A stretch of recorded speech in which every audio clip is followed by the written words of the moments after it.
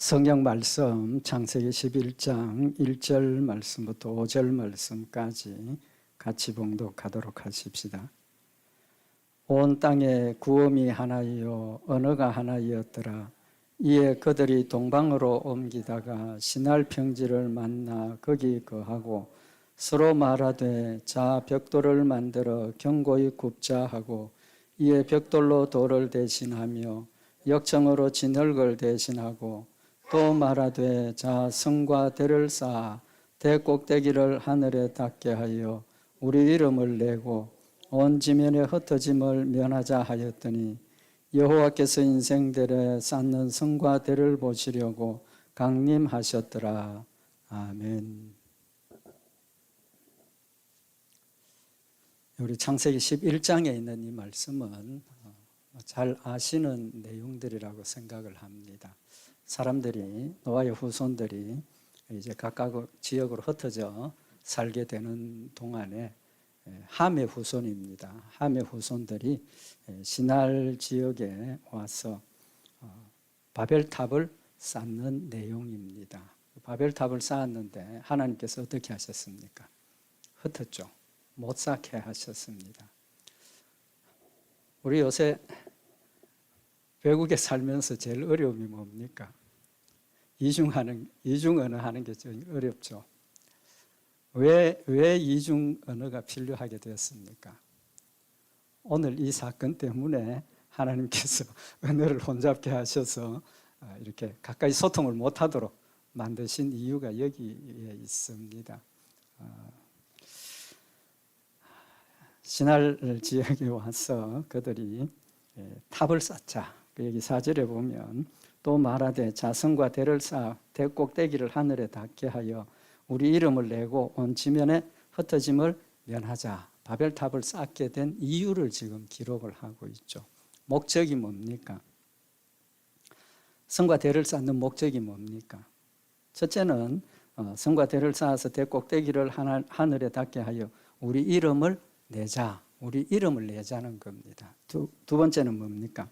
온 지면에 흩어짐을 면하자. 이 두 가지 이유를 이야기를 하고 있습니다. 이 두 가지 이유는 하나님 앞에 참 굉장히 죄가 되는 그런 이유들입니다. 그래서 오늘 이 이유의 의미에 대해서 우리가 말씀을 상고하고 우리도 이들처럼 같은 생각을 가지고 행동하면 하나님은 어떻게 하십니까? 막으십니다. 절대로 막으십니다. 우리가 하는 일이 하나님이 막지 않는 일들을 해야 되는 그런 상황이 되겠죠. 그래서 이들이 했던 그 일의 의미를 우리 좀 참고를 하도록 하십시다. 오늘 여기 본문에 보면 첫 번째 이유가 뭐라고 그랬습니까? 성과 대를 쌓아 대 꼭대기를 하늘에 닿게 하여 우리의 이름을 내자. 두 번째는 지면에 흩어짐을 면하자. 이름을 내자라고 그랬습니다. 이름을 내자. 그 이름을 내자는 의미가 뭐겠습니까? 자기 이름을 높여서 사람들에게 자신의 어떤 그 권위나 능력이나 뭐 이런 것들을 드러내기를 원하는 그런 마음이죠. 그죠? 그걸 한마디로 이야기를 하면 뭐가 되겠습니까? 교만입니다. 교만. 자기를 높여서 자기가 높아져서 자기 이름을 내자는 겁니다. 그 교만의 결과가 되었기 때문에 하나님께서 막으셨다는 겁니다. 그러면 이 자신들이 이런 교만한 마음을 가지게 된 이유가 뭡니까? 우리 이름을 내자라고 했던 이유가 보면 있습니다. 그죠? 서로 말하되 벽돌을 만들어 견고히 굽자 하고 이에 벽돌로 돌을 대신하며 역청으로 진흙을 대신하고 또 말하되 성과 대를 쌓아 대 꼭대기를 하늘에 닿게 하자. 대를 쌓는데 그러니까 탑이나 뭐 그런 종류겠죠. 그죠? 탑을 쌓는데 어디까지? 하늘까지 닿을 수 있도록 대를 쌓자는 겁니다. 그럼 쌓을 수 있는 능력이 있습니까? 없습니까? 있다는 거죠. 자신들이 그런 능력이 있다는 겁니다. 거기 보면 서로 말하되 벽돌을 만들어 견고히 굽자 하고 이에 벽돌로 돌을 대신하며 역청으로 진흙을 대신하고 성과 대를 쌓아 대 꼭대기를 하늘에 닿게 하자. 이 성대를 하늘 꼭대기까지 쌓을 수 있는 능력이 있다는 겁니다. 무슨 말씀인지 아시겠죠, 그죠? 근데 사실은 우리 지금 뭐 건축 다 많이 하고 고층 건물 많이 짓지 않습니까? 지금은 기술이 발달했으니까 고층 건물 짓는 게 뭐 할 수 있는 일이라고 생각이 되어지지만 이때 당시에 얼마나 높이 쌓을 수 있었으면 우리 대꼭대기를 하늘에까지 닿게 하자라는 이야기를 할 수 있었겠느냐는 겁니다. 그 기술력을 우리가 좀 볼 수 있는 부분이 뭐냐 하면 오늘 여기 본문에 보면 서로 말하되 벽돌을 만들어 견고히 굽자. 벽돌을 만들어서 견고히 굽자라는 겁니다. 이때 당시에 벽돌 만드는 기술이 요새 말하면 빨간 벽돌 뭔지 아시죠? 그죠? 빨간색 벽돌. 진흙으로 이겨가지고 네모나게 만들어서 그걸 불에 굽습니다. 굽으면 이게 강도가 엄청나게 세지는 거죠. 강도가 엄청나게 세지는 거죠. 벌써 이때 그런 벽돌을 만들 수 있는 기술력이 있었다는 겁니다. 그 다음에 이제 높이 쌓는 건데, 높이 쌓는 것도 굉장히 기술이 필요합니다. 그죠? 아마 건축하시는 모습들 보셔서 아시겠지만, 벽돌 쌓는 게 그냥 쌓아지는 게 아니죠. 조금 설명을 드리면, 미국에는 별로 이 벽돌 높이 쌓는 걸 별로 못 본 것 같아요. 다들 나무로 이렇게 집을 짓는데, 한국에서는 이 벽돌집 많이 짓죠. 벽돌집 많이 짓는데, 벽돌 쌓을 때 보면 제일 중요한 게 뭐냐 하면 수직으로 쌓는 거예요. 수직으로. 이 수직이 조금이라도 이 기울어지면 높이 올라가면 어떻게 됩니까? 저절로 무너지게 되어 있어요. 높이 올라갈수록 하중을 받기 때문에 무너지게 되어 있어요. 이 수직으로 쌓아야 되는 거예요. 그러면 이들이 지금 가지고 있는 기술력을 우리가 엿볼 수 있다는 거죠. 그 다음에 이제 이 벽돌을 쌓는데 그냥 이렇게 척에 쌓아 놓으면 어떻게 됩니까? 뭐 어느 정도 올라가면 수직이더라도 무너지게 되어 있습니다. 그죠? 왜 그렇습니까? 이 바닥이 윗면이 평평하면 고르면 착착착착하면 그래도 어느 정도 올라갈 수 있지만 그게 안 되면 어떻게 됩니까? 무너지죠. 돌 같은 거 이렇게 미국서도 돌로 이렇게 전개를 쌓는 거 보면 굉장히 큰 돌을 갖다 놓고 쌓아야 이게 좀 덜 평평하고 문제가 있어도 쌓을 수 있다는 거죠. 이제 그렇게 보면 이들이 가지고 있는 기술력 또 그것도 볼 수가 있고, 그 다음에 이제 이렇게 돌을 쌓을 때 뭘 사용을 한다 그랬습니까? 역청이 뭡니까? 역청이 지금도 있습니다. 아스팔트 비슷한 거라고 합니다. 그 역청이 유전이 많은 나는 지역에 이 석유들이 기름이 휘발되고 나면 남는 거, 끈적끈적하게 남는데요. 그게 역청이라고 그런다는 겁니다. 그 역청을 돌 하나 놓고 역청 놓고 돌 하나 놓고, 그러니까 이 역청 자체가 붙잡아주는 거죠. 그죠? 붙잡아주는 힘이 있으니까 높이 올라갈 수 있다는 이제 그런 결론을 내릴 수가 있습니다. 그럼 이들이 시날 평지에서 바벨탑을 쌓는데 역청을 사용할 수 있었던 이유가 뭡니까? 자신들이 뭐 연구하고 개발해서 만든 거겠습니까?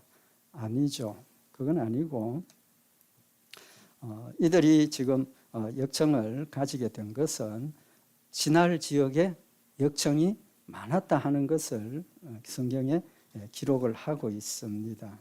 그래서 창세기 14장에 보면 1절 이하에 소돔 왕하고 뭐 이제 그 지역 왕들이 싸우는 전쟁 이야기가 나옵니다. 그래서 소돔성에 살던 아브라함의 조카 롯이 붙잡혀가고 뭐 이런 내용들이 나오는데, 창세기 14장 3절에 보면 이들이 다 시딤 골짜기 곧 지금 염해에 모였더라. 시딤 골짜기에는 역청 구더기가 많은지라 소돔 왕과 고모라 왕이 달아날 때에 군사가 거기 빠지고 그 나머지는 산으로 도망갔다라고 기록을 하고 있습니다. 이 소돔과 고모라 지역이 지금 이 시날 평지하고 가까운 지역에 다 있습니다. 그래서 그곳에 살면서 역청을 발견을 한 거죠. 그죠? 그러니까 이걸 어디다 쓸까? 이 벽돌 쌓는 데 쓰면 좋겠다. 그런 지식과 지혜를 가지게 된 겁니다. 그래서 이들 마음속에 무슨 생각이 있습니까? 우리가 뭐든지 할 수 있다. 기술력을 지금 자만하는 거죠. 그래서 창세기 10장 6절에도 보면 함의 아들들 구스와 미스라임과 북과 가나안이라 그랬는데 이스라엘 백성들이 가나안 땅에 와서 가나안 땅을 정탐을 하죠. 그 정탐한 보고서에 보면 신명기 1장 28절에 우리가 어디로 갈고 우리의 형제들이 우리로 낙심케 하여 말하기를 그 백성은 우리보다 장대하며 그 성읍은 크고 성곽은 하늘에 닿았으며 우리가 또 거기서 아낙 자손을 보았노라. 가나안 땅을 정탐하고 돌아온 사람들이 보고하기를 가나안 땅에 들어가 보니까 거기에 사는 사람들 거인들이 살고 있고 또 뭐라고 그랬습니까? 그 성읍은 크고 성곽은 하늘에 닿았다. 그러니까 지금 이들이 바벨탑을 쌓을 수 있는 기술력이 함의 후손들이 가지고 있었다는 걸 지금 증명을 하고 있는 거죠. 이제 그만한 능력이 있고 그래서 우리가 대를 높이 쌓아서 흩어짐을 면하자라고 이야기를 하고 실행에 옮기는 거죠. 그러니까 이 땅에서 우리가 못할 게 없다. 그런 지금 자만심을 가지고 있는 겁니다. 그래서 자신들이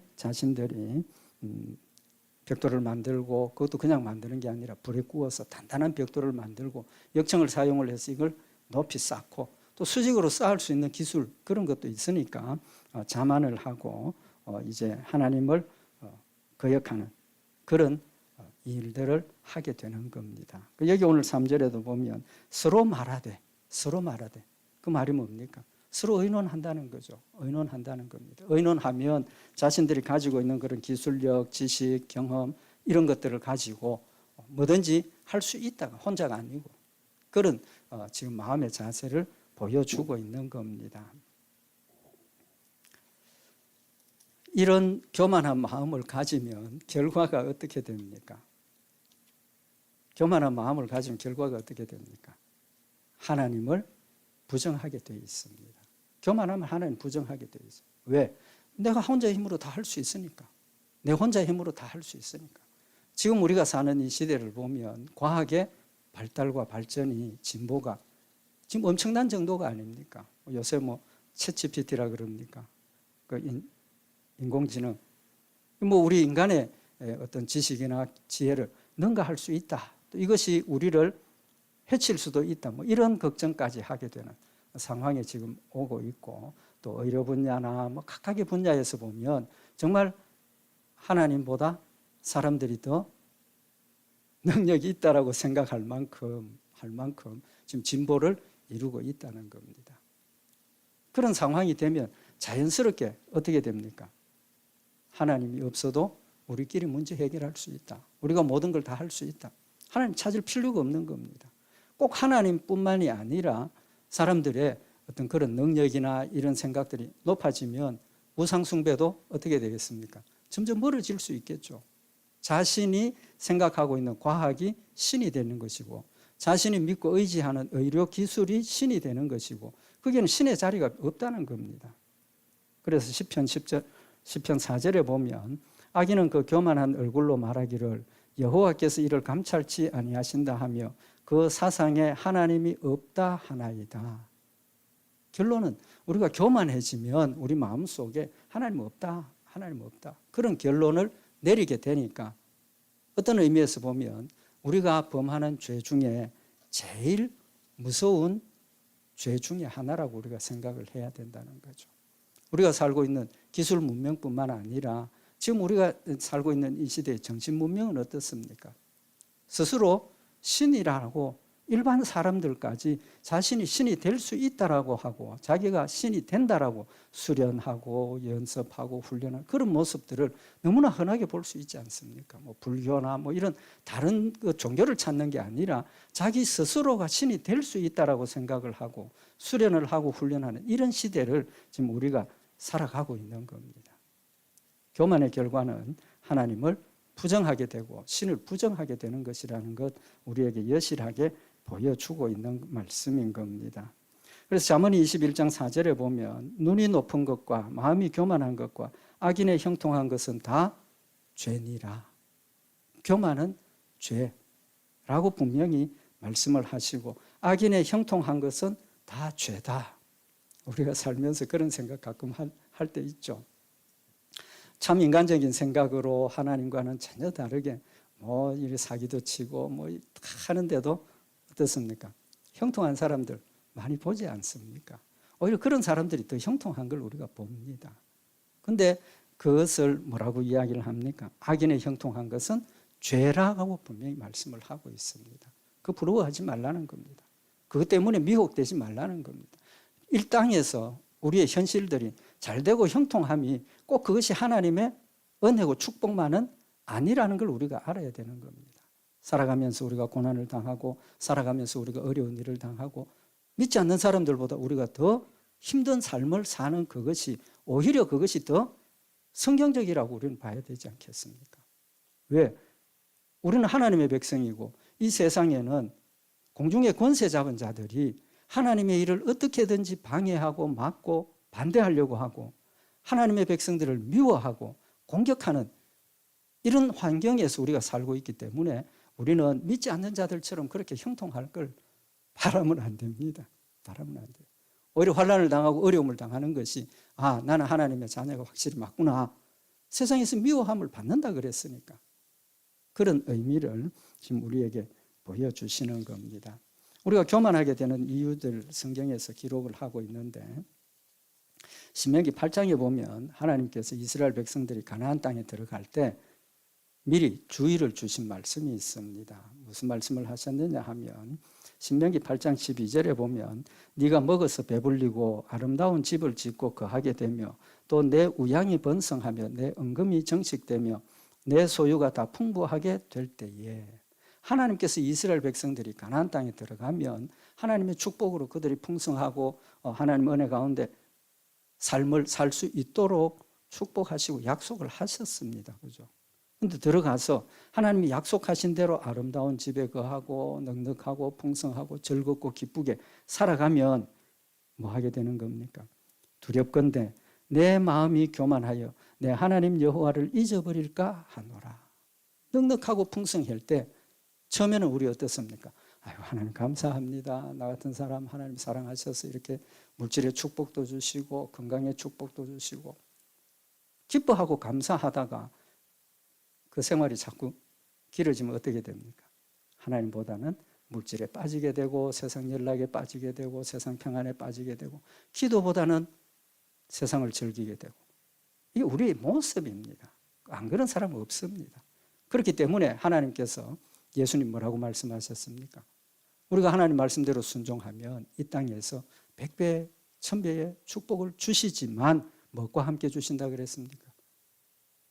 염려, 근심, 걱정, 가시 하나는 꼭 같이 주신다 그랬습니다. 왜? 그냥 버려두면 먹는 것, 입는 것, 세상의 연락 그거 추구하다 보면 기도하기를 잊어버리고 거기에 빠지면 하나님 말씀 상고하는 것 잊어버리고 그렇기 때문에 하나님께서 깨어 있으라고 기도 제목은 반드시 주십니다. 반드시 주신다.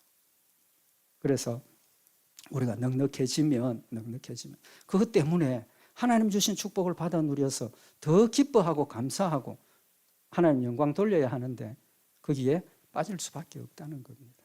예수님께서 뭐라고 그랬습니까? 부자가 천국에 들어가기가 낙타가 바늘길을 지나가는 것보다 더 어렵다. 그럼 제자들이 놀래가지고 뭐라고 이야기를 합니까? 예수님, 그럼 부자가 천국 아무도 갈 수 없지 않습니까? 낙타가 바늘길 사이로 지나갈 수 있습니까? 없습니까? 못 지나가잖아요. 그러니까 제자들이 예수님 그럼 부자가 절대로 천국 못 가겠네요 하니까 예수님 대답이 뭡니까? 인간으로서는 할 수 없지만 하나님은 하실 수 있다라고 말씀을 하시는 겁니다. 그러니까 그런 면에서 보면 내 그릇이 얼마나 중요하냐는 겁니다. 내 그릇이 하나님께서 물질의 축복을 주시고 세상에 건강 주시고 이랬을 때 그것을 세상 연락에 빠져서 하나님을 잊어버리는 도구가 아니라 하나님 주신 그것을 가지고 하나님을 영화롭게 하고 하나님의 일을 풍성하게 하고 하나님의 뜻을 이루는 일에 아름답게 쓰면 부자도 천국 가는 겁니다. 더 큰 축복을 받는 거죠. 그래서 우리 마음을 감찰하시는 이가 누구십니까? 하나님이시라는 거죠. 하나님께서 우리에게 넉넉히 주셨을 때 성령님께서 이것을 왜 나에게 주셨는가? 이것을 왜 나에게 맡겨주셨는가를 늘 생각을 하고 그 주신 것을 받아 누리기도 하지만 어디에 써야 된다는 겁니까? 하나님을 영화롭게 하는 일에 사용해야 된다는 사실을 우리에게 교훈을 하고 있는 겁니다. 먹든지 마시든지 무엇을 하든지 주의 영광을 위해서 하라라고 하시는 그 말씀의 의미가 하나님 필요하시면 우리를 통해서 일하시지 않습니까? 지금은 초자연적인 역사로 하나님께서 하나님의 일을 하던 시대는 지나갔습니다. 지나갔어요. 하나님께서 우리 성도들을 사용하시고 하나님께서 우리 성도들을 통해서 하나님의 역사를 이루시기 때문에 우리는 하나님의 종이고 우리는 하나님의 청직이고 우리는 하나님의 일꾼이고 우리는 하나님의 자녀라고 분명히 말씀을 하고 계시는 겁니다. 하나님께서 주신 기술, 하나님께서 주신 능력, 하나님께서 주신 이 지혜들을 하나님을 영화롭게 하고 하나님의 뜻을 밝히고 하나님의 뜻을 이루는 일에 사용해야 하는데 이 지금 사람들의 마음은 어떻습니까? 자기 이름을 내자라고 지금 고백을 하고 있는 겁니다. 자기 이름을 내자. 하나님께서 이들에게 주신 축복 아니겠습니까? 창세기 13장에 보면 아브라함의 조카 롯과 아브라함이 문제를 해결하죠. 이제 같이 살게 되었는데 같이 살다가 하나님 축복해 주시니까 양쪽에 다 양과 소가 많아졌습니다. 그런데 목초지는 제한이 되죠. 그러니까 어떻게 됩니까? 처음에는 조카고 뭐 아버지와 아들뻘인데 관계인데 처음에는 같이 잘 지내다가 목초지가 제한이 되니까 어떤 일이 벌어집니까? 아브라함의 목자하고 롯의 목자하고 자꾸 싸우게 되더라는 겁니다. 왜? 한정된 목초지니까 내가 해야지 싸우더라는 거예요.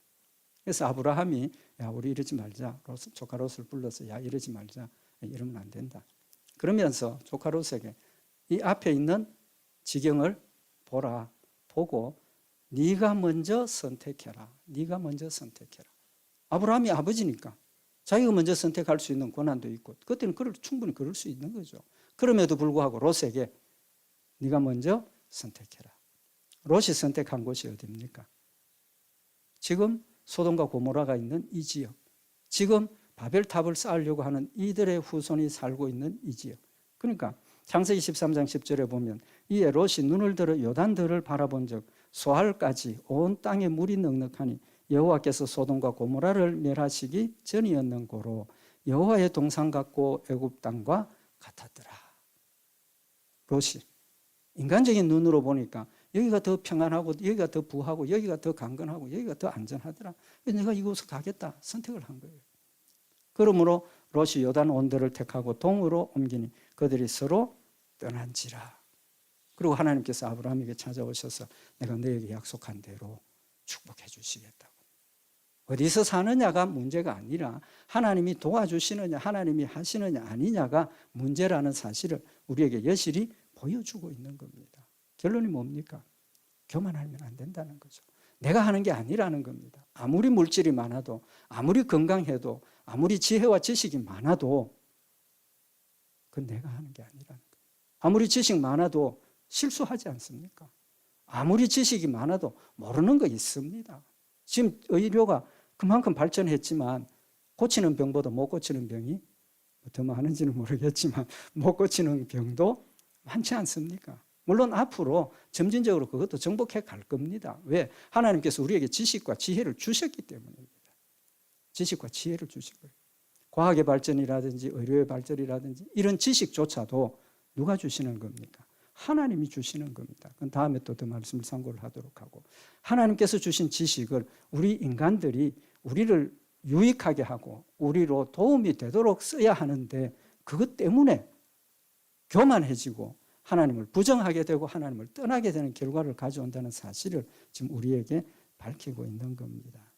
그래서 호세아 13장 6절에 보면 저희가 먹이운 대로 배부르며 배부름으로 마음이 교만하며 이로 인하여 나를 잊었느니라. 하나님께서 이스라엘 백성들에게 호세아 선지자를 통해서 하시는 말씀이 저희가 먹이운 대로 배불렀다. 하나님께서 이스라엘 백성들을 먹여서 배부르게 하시고 나라가 강건하게 하시고 평안하게 하셨는데 배부름으로 마음이 교만하게 되어졌다는 겁니다. 왜 그렇습니까? 하나님 주신 것을 잊어버렸기 때문에. 모든 것이 하나님이 우리에게 주시는 것인데 하나님이 나에게 주신 것인데 처음에는 하나님 감사합니다 해놓고 살면서 하나님 잊어버린다는 거예요. 넉넉 안 해도 사실은 그렇게 삽니다. 우리가 어렵고 힘들어도 하나님 하다가 조금 문제 해결되면 또 하나님 잊어버리고 내 삶과 내 생각 꼭 부하다고 그런 문제가 아니라는 거예요. 우리는 그럴 수밖에 없는 존재라는 겁니다. 그래서 하나님께서는 절대로 교만한 마음 가지지 말라 하시는 말씀이 결국 자기를 높이지 말라 그런 뜻도 있지만 중요한 게 뭡니까? 하나님을 잊어버리지 말라는 겁니다. 모든 것이 누구로부터 온 겁니까? 하나님으로부터 온 것을 우리가 기억을 하라는 겁니다. 이사야서 14장 13절에 보면 네가 네 마음에 이르기를 내가 하늘에 올라 하나님의 무별 위에 나의 보좌를 높이리라. 내가 북극 지폐 산 위에 좌정하리라. 가장 높은 구름에 올라 지극히 높은 자와 비기리라 하도다. 지극히 높은 자와 비기리라 하는 말이 무슨 말입니까? 내가 높아져서 하나님하고 한번 견줘보겠다는 거 아닙니까? 하나님과 함께 싸우겠다는 겁니다. 그러나 이제 네가 음부 곧 구덩이의 맨 밑에 빠치우리로다. 하나님께서는 절대로 그냥 버려두시지 않는 겁니다. 왜? 그들의 믿음이 없기 때문에 하나님을 대적하고 하나님을 무너뜨리려고 하기 때문에 결국은 마지막 심판 때 그들은 지옥 갈 수밖에 없다는 사실을 말씀을 하고 있는 겁니다. 그래서 잠언 16장 18절에 교만은 패망의 선봉이요 거만한 마음은 넘어짐의 앞잡이니라. 교만이 패망의 선봉이고 거만한 마음은 넘어짐의 앞잡이라. 그러니까 제일 무서운 죄가 뭡니까? 결국은 교만이라는 겁니다. 결국은 교만이라는 거예요. 사람의 마음의 교만은 멸망의 선봉이요 겸손은 종귀의 앞잡이니라. 겸손은 종귀의 앞잡이니라 라고 말씀을 하고 있는 겁니다. 그래서 하나님께서는 그들의 교만한 마음을 무너뜨리시는 거죠. 그래서 어떻게 하셨습니까? 바벨탑을 더 이상 짓지 못하도록. 지금까지 우리가 그 언어 때문에 고통을 겪는 이유가 바로 여기에 있는 겁니다. 그래서 창세기 11장 6절에 보면 여호와께서 가라사대 이 무리가 한 족속이요 노아의 한 후손이니까 언어도 하나님으로 이같이 시작하였으니 이후로는 그 경영하는 일을 금지할 수 없으리로다. 말이 잘 통하니까 서로 의논 잘 되고 잘 통하니까. 그래서 하나님께서 창세기 11장 7절에 보면 자 우리가 내려가서 거기서 그들의 언어를 혼잡케 하여 그들로 서로 알아듣지 못하게 하자. 말 잘 통하니까 말 못 통하도록 막으신 겁니다. 왜? 하나님을 대적하고 교만하게 살아가니까 주셨던 축복과 주셨던 은혜와 편리함을 하나님께서 빼앗아 가시고 하지 못하도록 막으시는 하나님이시라는 사실을 우리에게 말씀을 하고 있는 겁니다. 결국은 교만은 하나님을 대적하게 되고 하나님을 떠나게 되는 겁니다. 그래서 우리는 뭐 해야 됩니까? 겸손해야 되죠. 겸손. 근데 사실은 이 겸손은 저는 좀 죄송하지만 우리가 좀 생각해 볼 부분이 있다는 거예요. 겸손이라는 의미가 안 맞습니다, 솔직히. 왜 그렇습니까? 겸손하라는 것은 첫째가 누구 앞에 겸손하라는 겁니까? 하나님 앞에 겸손하라는 거 아닙니까? 하나님 앞에서 나를 보고 나의 무능함과 무지함과 죄인됨을 하나님 앞에 깨닫고 나면 겸손해지는 거죠. 이들이 가지고 있는 것처럼 내가 뭐든지 할 수 있다, 우리가 뭐든지 할 수 있다라는 생각에서 벗어날 수 있다는 것. 그게 겸손입니까? 아니죠. 자기 본인을 스스로 정확하게 깨닫는 겁니다. 내 자신이 하나님 앞에 섰을 때 내가 교만이 뭐 있으며 내가 낮출 게 뭐 있습니까? 하나님 앞에 우리는 죄인일 수밖에 없고 하나님 앞에 우리는 무능한 자들이고 하나님 앞에 우리는 저주받을 자인데 낮추고 말고 할 게 없는 겁니다. 겸손이 없는 거예요. 내 모습을 정확하게 알아야 된다는 겁니다. 하나님 앞에 늘 자신을 세우라고 하시는 말씀은 내가 무능한 존재이고 나는 아무것도 아니라는 존재를 마음속에 깊이 새기라는 겁니다. 그럴 때 대인관계에서도 교만하지 않을 수 있다는 겁니다. 대인관계가 문제가 아니고 하나님과 나와의 관계가 바로 서지면 하나님 앞에 내 모습을 바라보면 대인관계도 저절로 그게 이루어질 수 있다는 겁니다. 하나님께서 겸손하라 하시는 것은 우리의 대인관계의 문제를 더 소중하게 깨우쳐 주시기 위해서 겸손하라 하시는 것이지 우리가 하나님 앞에 서서 보면 겸손할 게 아무것도 없는 겁니다. 겸손이 뭐 있습니까? 나를 드러낼 게 뭐 있습니까? 있는 그대로입니다. 있는 그대로. 그걸 잊어버리게 되니까 기술을 앞세우게 되고 지식을 앞세우게 되고 물질을 앞세우게 되고 세상 경험을 앞세우게 되고 건강을 앞세우게 되고 그러니까 대인관계에서도 관계가 무너져 버린다는 사실을 지금 우리에게 교훈을 하고 있는 말씀인 겁니다. 우리는 이 말씀 다시 한번 생각을 하고 바벨탑을 쌓았던 그들의 마음이 하나님을 잊어버리고 하나님께서 주신 지식과 경험과 지혜들을 자신의 마음을 자신의 이름을 높이는 일에 인간적인 일에 사용하려고 했기 때문에 결국은 하나님께 징계를 받고 무너졌다는 사실 다시 한번 마음에 새겨서 우리는 늘 내 자신을 누구 앞에? 하나님 앞에 세워서 하나님 원하시고 기뻐하시는 모습으로 우리의 삶을 살고 하나님 맡겨주신 일들을 아름답게 감당하는 복된 역사 있기를 바랍니다. 기도드리십시다. 사랑의 하나님 아버지, 하나님 우리에게 놀라운 지식과 지혜와 또 능력들을 더하여 주셔서 하나님 우리에게 맡겨주신 이 세상의 모든 일들을 정복하고 다스리라고 하신 일에 사용해야 함에도 불구하고 그렇지 못하고 오히려 자신의 이름을 드러내고 하나님을 대적하고 하나님 자리에 올라서려고 했던 어리석고 교만한 마음을 다시 한번 깨우쳐 주심을 감사를 드립니다. 우리의 마음속에 하나님 앞에 늘 선 자신을 바라보고 생각하게 하시고 하나님 앞에 엎드려서 하나님이 원하시고 기뻐하시는 일에 힘을 다하여 충성하고 헌신하는 저희들 되게 하시고 세상에 빛이 되고 소금이 되는 아름다운 열매들이 되도록 주님 인도하여 주시옵소서. 우리 주 예수 그리스도의 이름으로 기도드리옵나이다. 아멘.